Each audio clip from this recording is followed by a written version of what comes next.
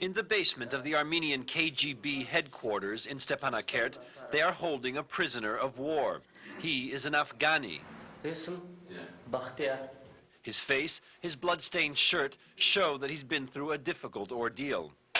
The Karabakh Armenians say they are holding several dozen prisoners of war. Some are Azeris, but many they call soldiers of fortune. This is a 6-year-old war, a bitter conflict spawned by the collapse of the Soviet Union. It has cost an estimated 20,000 lives. Untold numbers of men are listed as missing in action. But what's wrong with this picture? The prison yard is almost empty. One of the most ominous signs about the nature of this conflict is not that there are so many prisoners of war, but that there are so few. Neither side in this war is taking prisoners. Red Cross observers say most captured soldiers are shot on sight. When you realize, again, as I said, the intensity of this conflict, the fact that in 4 months of fighting, you have several thousands of dead, even more of wounded, the fact that you see only a handful of prisoners makes one very worried.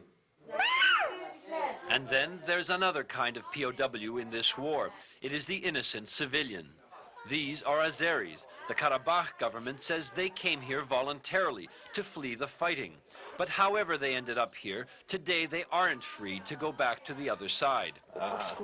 They show us their bullet wounds. Each side holds civilians hostage. They are held for ransom. Sometimes for money, and sometimes a combination of money and other civilians.